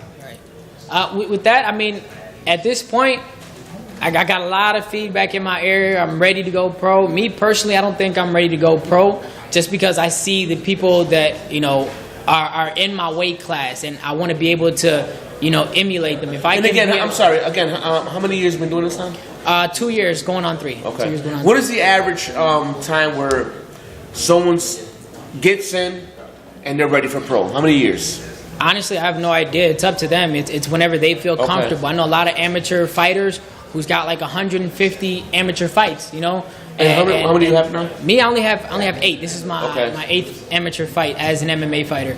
How many more do you think you want to do before you decide to go pro? Right now, before I start thinking about going pro, I'm looking at 12 max. 15 fights as an amateur. Okay. Around 10, 11, I'll start thinking about it, seeing where I am and how much more I could, progress fighting against other amateurs before I go pro. Because a buddy of mine actually broke it down to me. Even professional fighters are having the same injuries, working on the same thing, and once you go pro, it's the same ball game, but you just have that experience under your belt, and it's up to you as a fighter whether you're ready to take that next step and actually put forth that effort where you actually live, breathe, sleep. Yeah. What you essentially love doing. So I mean, you have to hook up. I mean, is that something that you would like to be a part of, the Ultimate Fighter? Not necessarily the Ultimate Fighter. If the opportunity presents itself, by all means, I'll speak to my team. If we're at that point where it's not just I'm me. thinking even if you get out in the first couple months, just to have the experience to get trained by some of those. Instructors and being in that that environment to get that next level training. Right. And not to knock your trainers and who you have right now, but I mean just being able to open up to different styles and learn from other people is very important. No, yeah, definitely. Honestly, like I said, I don't think I would make that decision on my own. Even though in the end it all falls on me whether I want to do it or not. Yeah. I would involve my team only because they help me get to where I'm at. Absolutely. So their opinion matters more, I feel, than my own, because they know where I am. They know how I train as a fighter, and if they feel it's a great opportunity, by all means, I'm gonna listen to my team. They say go for it, I'm going for it, whether I lose or win. Yeah, my thing, if I was in your shoes, I would want to do it not with the intention to win it, but the intention to learn something from it, gain some experience. Absolutely. Yeah, it does have its pros and cons. I mean, if I do go on this show, and I have thought about it, a lot of people told me to audition, try out. If I go in there and I lose, then you do have that negative effect of, okay, he lost. He's not that good. You know what I mean? Even though I did get to train with some professional, top flight, trainers. Yeah. It's still, they're just like, okay, he's a bum. Nobody remembers him. He was knocked out the first, first But how round. True is that? Because I mean, I don't want to say it's how true is that? Because there's a lot of fighters that I love being an underdog. I love being an underdog. I love proving people wrong, and it's not always true. But at the same time, because I haven't watched the show in a while, and my memory can't really connect back like that. But has there been any fighters that exited out kind of early and continued on in a career and did good for themselves? Not that I know of. I mean, not that I know offhand. I mean, I know. So you got to go pretty far in the show to. Yeah, to actually, honestly, to build a fan base, to actually make a name for yourself. Absolutely. You know what I mean? So, I haven't seen it, just like you said, until like the first season of Ultimate Fighter, where I think Forrest Griffin was on there. Yep. That was the first fight where they did so good.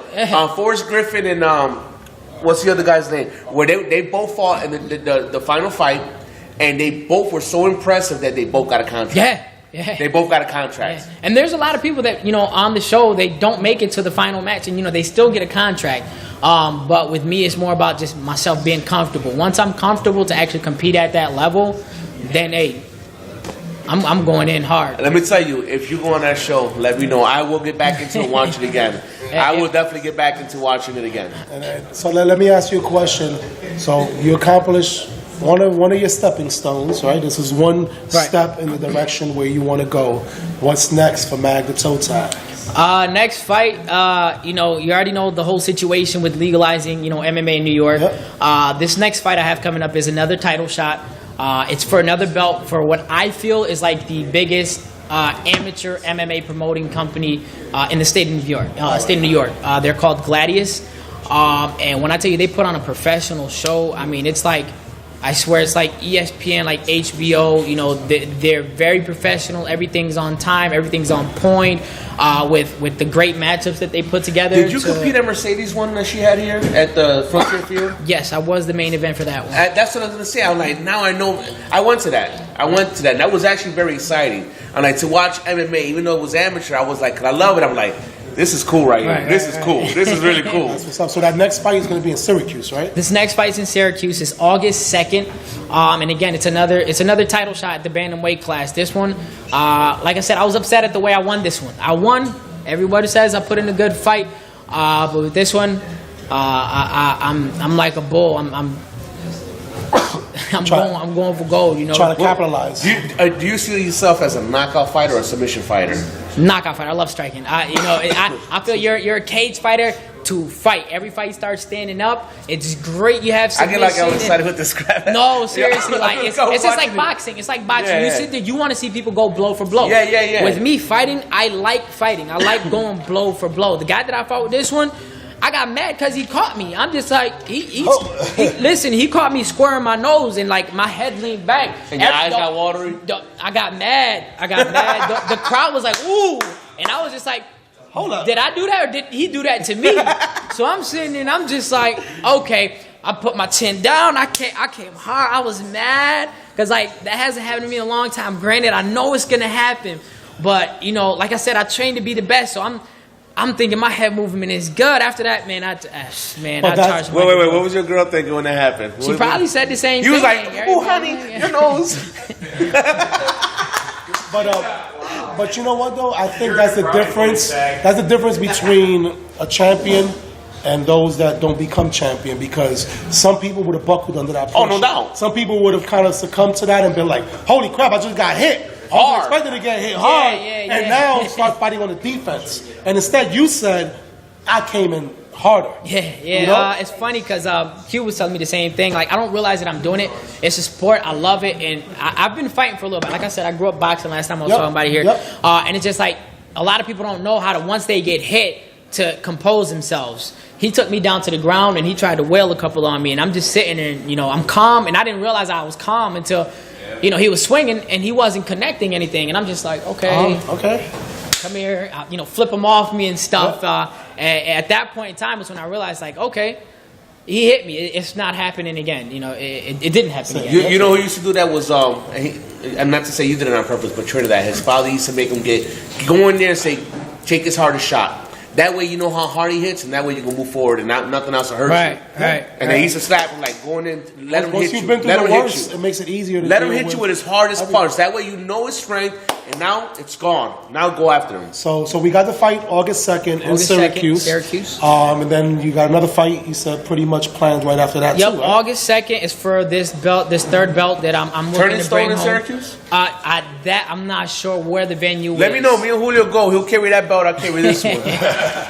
Wait. You'll be Lil Wayne and I'll be Justin Bieber. No, you'll be Justin Bieber. I'll be Lil Wayne. Well, I don't know who I'd rather be in that one. No, they're both. Neither one. They're both fields. Right. So when's the next one? August 2nd. The next one is in September, where I defend this title here in Whitehall, New York. The one after that is in October, where I defend this one. I'm gonna be a pretty busy guy. I'm sorry. What's the difference here? What's the difference for the audience? It's just a different promotion. One promotion, one company. This is Whitehall's. Their promotion company who puts these events together through this company. New York State. Through the state of New York is Whitehall. This one is another one. It's Full Contact Productions who puts on this fight here in Rochester, as well as anywhere else they choose in New York State. And then same thing with Gladius, which, like I said, I feel is the biggest amateur MMA promotion. And that's your next fight. That's my next fight. So you figure. I mean, by September or by October, you'll have 3 more fights under your belt. That'll be 3 more towards you becoming professional. Right. 3 more rings. What I plan on doing, honestly, just because I do need time to rest, I'm gonna so long as I maintain, these 2 belts, and then I plan on getting the 3rd one here in August. I'll just keep those 3 in rotation. You know what I mean? All right. That way I'm not, spreading myself out with fighting through another promotion and then having to defend this one 3 weeks later. It gives me time. Oh, yeah, because it's mandatory after a while. You got a mandatory to defend them. Not necessarily mandatory, just because it's amateur. I'm not under contract. But I would like to be a man of my word. Okay, you know what? I did earn this. I do represent you guys, so let me represent you well. So I try to, just have respect. That's all. Absolutely. You know what's crazy? That we talked about the legalization of MMA, and I was just reading earlier this week. We legalized medicinal marijuana in the state of New York. I don't get this. But we can't legalize MMA. I mean, if we legalize it, you know why? It becomes, there's going to be a lot of money in that. You know how many people they're trying to would figure it out, love to be able to go to an event here in New York? Bro, Madison Square Garden. Could you imagine? That would be if they were to bring ridiculous. That would be the first place, I know. There, That would be the first place. They could bring it there. They could bring it throughout all of New York State and make money. I think that's the only thing that's holding MMA from going through the roof now. Blue Cross Arena, New York State. guarantee there'll be something big there. So I don't know what it is. I know they're afraid of all the punishment that the fighters take, but at the same time, if I'm correct in this, you guys train, prepare, and safety is the number one thing. Yeah. When you guys are in that cage, so it's not like the old days where it was like I'm gonna elbow you in your nose until your nose There was no rules. goes Only into rules your was brain. no eye gouging, no biting. That's what I'm saying. But now it's all regulated. And there was no weight It's all divisions. regulated. Right. So- No, absolutely.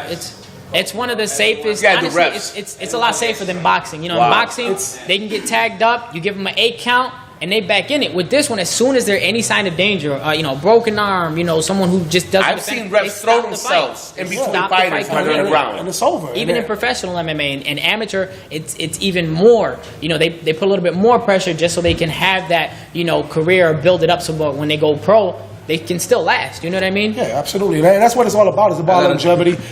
Football to me is more dangerous. Oh yeah, And It's nonstop. there's With nothing the wrong concussion with laws that. going on right now. There's nothing wrong with that. But MMA politicians, you need to really They just step want it to up. see what's in it for They them. really got to step it up and make this happen a little bit sooner than later, because a lot of people that want it, and it's going to make money. So What do your parents think about this? Man, Your mom's gotta be like, my baby! Oh my God, my baby! Look at that! No, the exact opposite.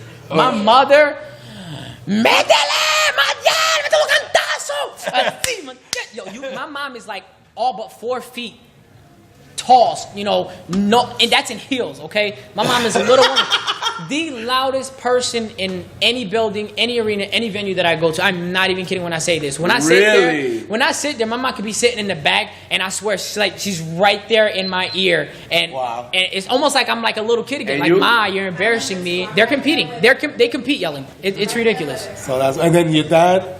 My dad actually lives in Florida. He hasn't been able to make it to a venue of mine. But he sits there. He calls me. I saw the fight. My boy, my dad. He's hood. So Yeah, that's what's up, though. That's what's up. You got that support, and that's what really matters. But to have a mom that's not sitting there crying, or that you got to go console, or that cue. Oh, no. You gotta be like, calm down. It's okay. Pacquiao's mom. No, the evil eye. yeah. Chicken foot. Yeah, no, chicken man. foot. So, but that's what it is, man. And I mean, it's definitely refreshing, man. And I know that when we had you up here last time, you were poised and you were confident in your ability, and I think that's still to this day, and I think it's going to continue to show. And you're going to just keep moving and taking those steps, man. All I'm saying is when you win the next one, come back to the show. I can't wait to the day Come back to the show. that you go pro, and I'm hoping that the timing is just right, that you can go pro at the same time that New York State legalizes it, so that you can have a professional bout, headline a professional bout in your own Backyard. It's funny because you mentioned that is a goal. You know, I plan on fighting for as long as I can, so that I can represent New York. And you know, it is a positive image that I'm putting out there, because all this negative publicity that we're getting, it promotes violence and stuff like that. With the people that I train with, like I actually volunteer to train children on Saturdays within mixed martial arts. You know what I mean? And this is just me, how I am, but you know, it instills discipline in these kids and how to become, you know, responsible and safe and practice this, not for the sake of being able to kick somebody's butt, but for self-defense. And they realize that, because this does not promote violence whatsoever. Yeah, you don't want them going to school and put a chokehold on the teacher. I don't want to say I threaten them, but you know, those kids know if they do that and they come back and I find out, you know, there's consequences for it. So it's just like, it's almost when you have a structured environment like you guys have, it's only going to help, because it's going to teach them discipline, respect. They have to respect each other, because if they only respect each other, I doubt very much you're going to take the time to train them. So if they're there making fun of each other, they're taking it as a game, you're going to step up, or anyone that's working with these kids is going to step up and say, hey, hold up a second. Well, it's the same thing with boxing, taekwondo, kung fu, all that stuff. It's all discipline. And it teaches them, and it gives them something to do, and it helps keep them off the streets, which we just talked about earlier, which is a great thing. They can be in the gym with them, or they can be in the corner. I have no life. My life consists of going to work. After work, I'm putting in more work. After that, I'm going to sleep if I can get it before I go back to work and do it all over again. And that's what it is. You go to work with him. That's what it's gonna take. That's what it's gonna take, man. But yeah, you just gotta keep doing what you do, man. We're looking forward to it, man. We applaud you. We support you in any way possible, and you made me into a MMA fan. Like I told you last time. He wasn't a big fan. I don't really follow it too much, but getting to know more about it instead of looking at it from the outside, and getting to know someone like yourself. Have you ever seen any of the earlier UFCs, like 1, 2, and 3? No. You should really start with those to see where it used to be and to see where it's at now. But I'll tell you one thing, though. Just because I never really followed it doesn't mean I've never had respect for it. There's a difference. I mean, I respect it, and I know for a fact I would not last 10 seconds with any of you fighters that are putting in that work, because this is what y'all do. So I respect it. But with me, it's always been, I'm a boxing fan. I'm a boxing fan, and I'm kind of stubborn in that respect. Where, like, I want to see boxing. I don't want to see nobody take somebody down. But I also do realize that to take somebody down, to be able to get somebody to submit, to be able to do a lot of the stuff that's done, he's got to see those early ones. That takes a lot of preparation. That takes a lot of skill. So it's not just, you know, people out there, whatever. So I respect that. But not only that, like I said, when I talk to someone like yourself, how humble you are, how cool you are, and just a real good guy, that really gives me more respect, you know, because now I'm like, okay, you know what? He's not a dude coming through here, $135, talking about, this is what it is. And no, you're a real humble dude. But when you get in that ring, that humbleness is gone. And now I'm an animal. Now I'm going to toe tag your ass. You going out on a stretcher. But that's the beauty of it, and that's what I respect the most, is that it's business. Right. Those early ones, I remember they used to be like, you remember the Faces of Death videos? Yeah. I remember they were like mythic. And that's how those first UFCs used to be like, yo, you need to watch this VHS tape. You need to watch this tape. Watch how these guys are fighting out here. And it's crazy. Because they went from Brazil, I mean, just to get it even legalized in certain areas over here, and to watch the way they were. There was no weight division. There was no weight classes. It was big fat guys against little guys like him. And there was a guy his size. Well, I don't know if it was his size, but it was this big Abdullah the Butcher guy. And he came up, he ran up, knocked him, hit him in the head, and he jumped on him. I mean, this fat dude couldn't get up. So he's on top of him, punching him in his head. Punching him so many times, he broke his hands on his head. He couldn't even advance. Back then, it was a tournament. It was a one-day tournament. And some guys had to fight 2 or 3 times, maybe 4 times a night, just to win that championship. Yeah, that's crazy. But now, it's a completely different structure, and you got people that you're fighting that's your own weight class. Oh my gosh, that was ridiculous, man. I used to be like, oh my gosh. I love the fact that the community is embracing it, the fact that you're getting fights here at home. But yeah, eventually you want to be able to see it on a bigger scale, man, and just keep count on us being there. Keep doing what you're doing. Keep moving forward. And any last words for the people out there? If you can make it, August 2nd in Syracuse, just Google it, Gladius. Yep, and we'll keep you updated. We'll make sure you let us know when and where. Yep. Well, we already know when. Let us know where. And we'll make sure we publicize and maybe even have you back right before that. to make sure that people know. And We'll definitely people have them after that because I want to see that belt. Oh yeah, absolutely. right. And we keep doing what we do, man, and that's basically it. So we definitely appreciate you. Before we let you go, real quick, do you watch World Cup? I know this whole. I was watching soccer, it at football. work, I was all, they had a little competition at work. Whoever becomes, the most patriotic supporting USA. I had like face paint and nail polish and all right. makeup They went with nail stuff. polish. Yeah, man, listen. What are you doing to They him? did a raffle, all right? Free money is good money. Oh yeah, man. absolutely. That's free You gotta get bucks. into the spirit. You gotta Right. get into the At spirit. the same time, if you go to work and do the same stuff every day, you don't participate in the little things, you're gonna hate life. Oh yeah, absolutely, absolutely. I agree. But I personally, I'm sorry, I can't get into it. It's one of the most boring sports. With the exception, I got into it. With I the got into exception it. It is- of being there, because I've heard of people being there, and they say being there is electric. Yeah. It's just Dude, you got 100,000 intense. people in the yeah, place. and it's intense. But to sit there for 90 minutes to score one goal, or to Or even, watch it go on to- the end of the tie. yeah, to even possibly end up, which USA today Not ended today. up losing. No, they lost today. They lost today, but still Against advanced. Portugal, it was tied 2-2. And they advanced. Portugal was 2-2. And they advanced. And they were winning 2-1. It was the last 10 seconds or something.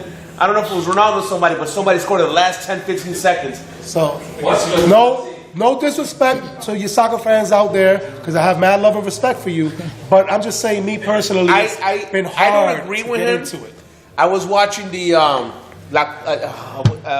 Champions League. Anyways, they all got different leagues. It was the two Spain teams, Real Madrid and ATL Spain, whatever it was. And this is to Real Madrid was looking for their 10th championship, and I was talking to Alizé, and I'm like, "Yo, Alizé, I mean, what's the equivalent of this championship to American sports?" She goes, "This is like winning the Super Bowl."